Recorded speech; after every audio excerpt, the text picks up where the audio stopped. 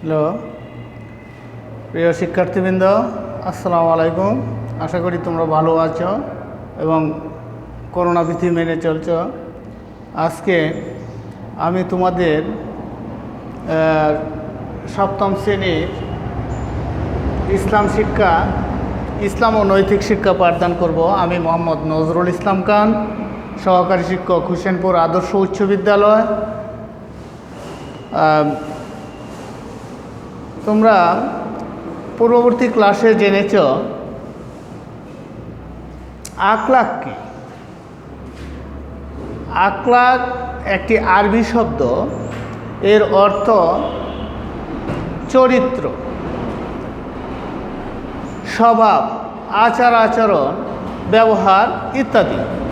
মানুষের দৈনন্দিন কাজকর্মের মাধ্যমে যেসব আচার ব্যবহার, চালচলন এবং স্বভাবের প্রকাশ পায় সেসবের সমষ্টিই হলো আখলাক।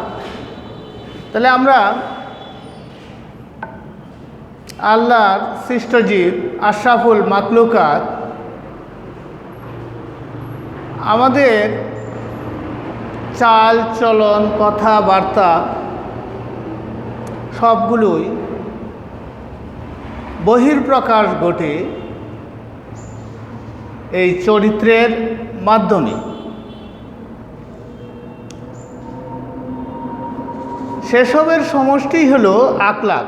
এক কথায় মানব চরিত্রের সব দিকেই আখলাকের অন্তর্ভুক্ত। মানব চরিত্রের সৎ ও অসৎ দিকগুলোর বিচারে আখলাককে দুই ভাগে ভাগ করা যায়। আখলাকে হামিদা, এটা হলো প্রশংসনীয় আচরণ, এবং আখলাকে জামিমা, নিন্দনীয় আচরণ। এর মাধ্যমে আজকে আমরা এই অধ্যায়ের পাঠ 14, এখানে ইফটিজিং ও যৌন হয়রানি নিয়ে আলোচনা করব। দেখো, ইফটিজিং শব্দটি হলো ইফ ও টিজিং এর একত্রিত রূপ, যার অর্থ ধারায় যৌন হয়রানি। বাইবেল অনুসারে প্রথম নারীর নাম ইভ। এখানে ইভ বলতে নারী সমাজকে বোঝানো হয়েছে, আর টিস অর্থ পরিহাস, জ্বালাতন করা, উত্ত্যক্ত করা, ক্যাপানো। ইফটিজিং যৌন হয়রানি বলতে কথা, কাজ, আচার আচরণ ইত্যাদির মাধ্যমে নারীদের উত্ত্যক্ত করাকে বোঝানো হয়েছে। নারীদের প্রতি অশালীন উক্তি করা, অশ্লীল অঙ্গভঙ্গি করা ইফটিজিংয়ের অন্তর্ভুক্ত। এখন দেখো, 1976 সালে প্রণীত ঢাকা মেট্রোপলিটন পুলিশ অর্ডিন্যান্স এই ইফটিজিংকে সংজ্ঞায়িত করে, যাতে বলা হয় যে রাস্তা বা জনসম্মুখে কোনো নারীকে অশোভন শব্দ, অঙ্গভঙ্গি ও মন্তব্যের মাধ্যমে যৌন নিপীড়ন করা ইফটিজিং হিসাবে গণ্য হবে। এখন কি তোমরা বুঝতে পেরেছ ইফটিজিংটা কি? মনে করো রাস্তা দিয়ে স্কুলের শিক্ষার্থীরা, ছাত্রী বা কোনো পরিচিত অপরিচিত মহিলা, চাকরিজীবী নারী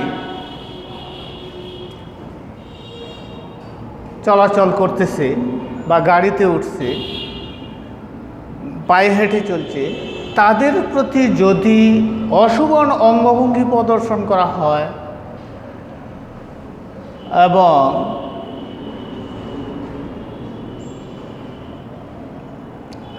অশালীন কথাবার্তা বলা হয়, তাহলে তাদেরকে এটাকে বলা হয় টিচ। আবার বর্তমান সমাজে এর চেয়েও আরও জঘন্য পর্যায়ে চলে গেছে। দেখা যায় গাড়িতে, পার্কে তাদেরকে ইফটিজিং তো চলছে, পাশাপাশি দর্শনও চলছে। এদিকে বর্তমান সরকার জননেত্রী শেখ হাসিনা কঠোর আইন প্রয়োগ করেছে। আমি আজকে তোমাদের স্কুলে আসার পথে রাস্তার মোড়ে দেখলাম একটা বড় ব্যানার লাগানো, দর্শনের সর্বোচ্চ শাস্তি মৃত্যুদণ্ড। এইভাবেও সমাজে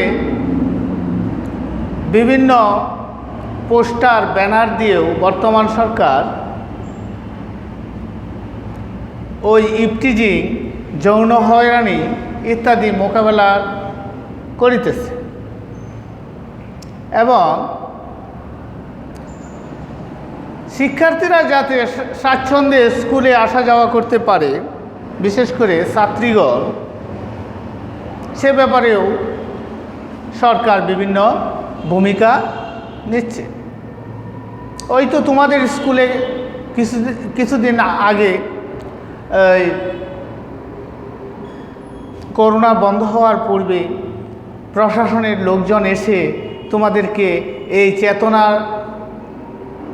বৃদ্ধির জন্য তোমরা যাতে ভালোভাবে চলতে পারো, ইফটিজিং থেকে দূরে থাকতে পারো, হ্যাঁ, তোমাদের নিয়ে সভা, সেমিনার করে গেছে। এতে তোমরা অবশ্যই ওয়াকিবহাল। এবার দেখো, আমরা এই ইফটিজিংয়ের অপকারিতা সম্পর্কে একটু জানি।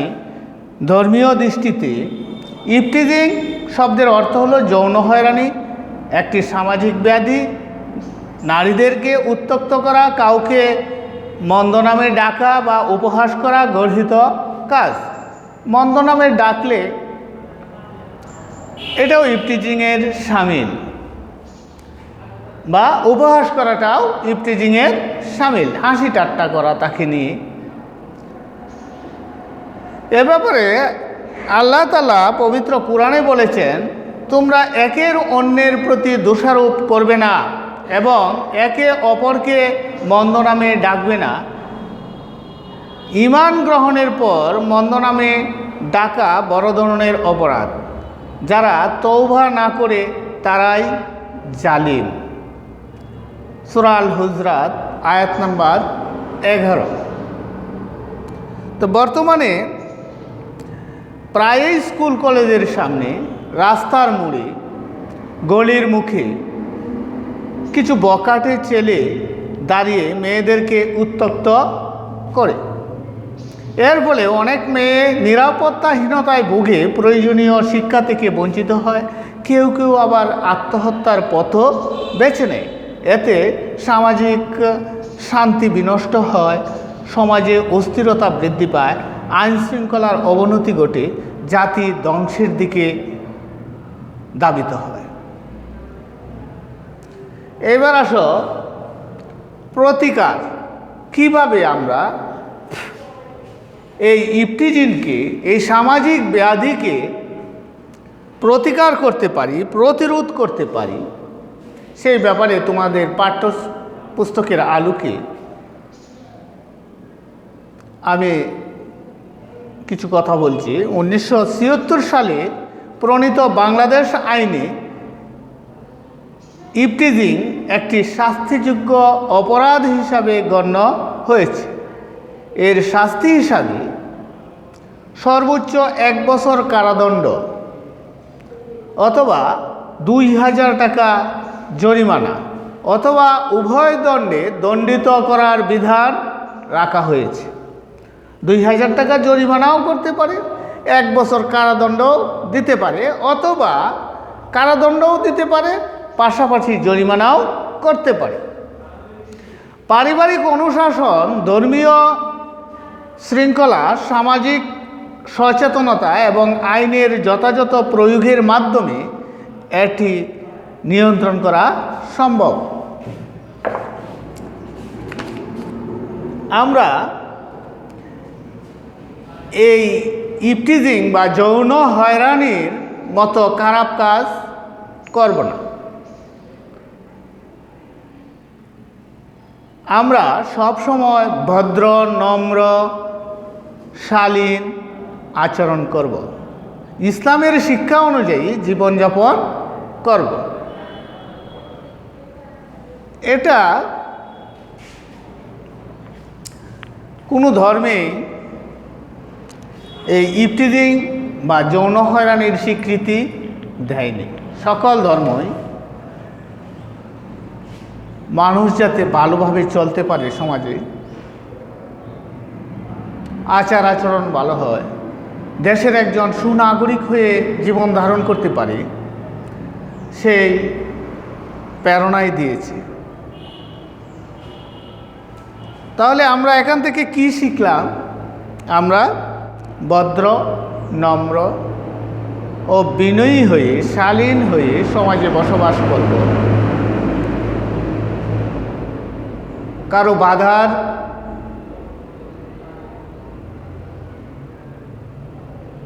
সৃষ্টি করব না, নিজে ভালো হয়ে চলব এবং অন্যদেরকে ভালো হয়ে চলার উপদেশ প্রদান করব। আজকে আমার পাঠ ছিল ইফটিজিং বা যৌন হয়রানি। এখন সকলেই হয়তো বুঝতে পেরেছ, বর্তমানে তোমাদের একটা সময় বয়ঃসন্ধিকাল, নিজের বিচার বিবেক অনেকটা আবেগের বশে বিলীন হয়ে যায়। কাজটা যে খারাপ এটা হয়তো সকলেই বোঝার পরেও নিজে ঠিক থাকতে পারো না। আমি আশা করি তোমাদের এই পাঠে তোমাদের চেতনা বৃদ্ধি পাবে এবং তোমরা সমাজে ভালো হয়ে চলবে।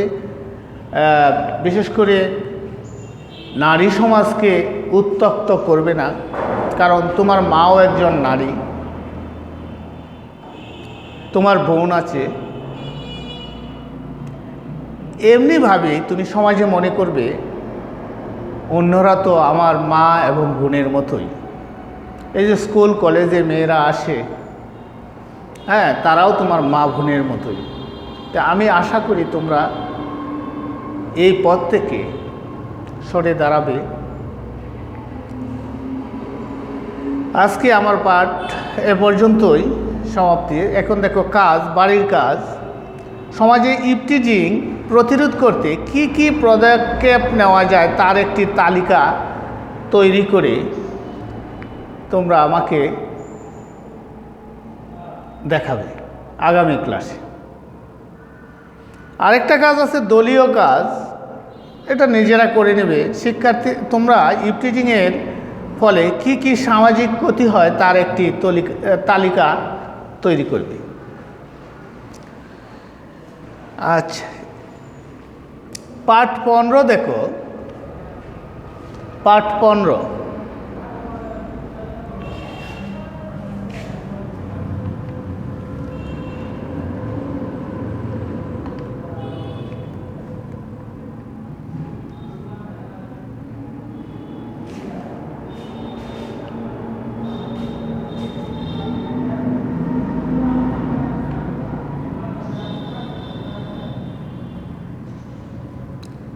চিন্তাই। চিন্তাইটা কি? চিন্তাই হলো, আমরা সহজেই জানি যে চিন্তাই হয়েছে। তার টাকা পয়সা, মোবাইল ফোন, ঘড়ি, বিশেষ করে মহিলাদের স্বর্ণালঙ্কার, এইগুলি দেখা যায় জোরপূর্বক ছিনিয়ে নেয়। এই জোরপূর্বক বা বল প্রয়োগ করে অন্যের সম্পদ ছিনিয়ে নেওয়াকেই বলা হয় ছিনতাই। চিন্তাই একটি সমাজ বিরোধী কর্মকাণ্ড। কেমন কর্মকাণ্ড? সমাজ বিরোধী কর্মকাণ্ড। এতে সমাজের শান্তি বিনষ্ট হয়, মানুষের স্বাভাবিক জীবনযাপন করা কঠিন হয়ে যায়, নিরাপত্তাহীনতায় ভোগে। এর কুফল দেখো, চিন্তাই একটি জঘন্য সামাজিক অনাচার। এটি চুরি ডাকাতি অপেক্ষা মারাত্মক। চিন্তাই সমাজের শান্তি শৃঙ্খলা বিনষ্ট করে, সামাজিক নিরাপত্তা বিঘ্নিত করে। এর ফলে মানুষের স্বাভাবিক জীবনযাত্রা ব্যাহত হয়, স্বাভাবিক জীবনযাত্রা বাধার সৃষ্টি করে। মানুষের মূল্যবান অর্থ সম্পদের নিরাপত্তা বিঘ্নিত হয়, ফলে সমাজে ও রাষ্ট্রে বিপর্যয় সৃষ্টি হয়। ছিনতাইকারী দুনিয়াতে ও আখিরাতে নির্মম শাস্তি ভোগ করবে। এর সম্পর্কে মহানবী সাল্লাল্লাহু আলাইহি সাল্লাম বলেছেন, যে ব্যক্তি সামান্য পরিমাণ জমি ছিনতাই করে, কিয়ামতের দিন 7 গুণ জমি তার গলায় বেড়িরূপে ঝুলিয়ে দেওয়া হবে। বুখারী শরীফ ও মুসলিম শরীফে উল্লেখ আছে। যে চিন্তাই করে তার পূর্ণ ঈমান থাকে না। এর সম্পর্কে মহানবী সাল্লাল্লাহু আলাইহি সাল্লাম, কোনো ব্যক্তি প্রকাশ্যে চিন্তায় ও লুটতরাজ করলে সে মুমিন থাকে না।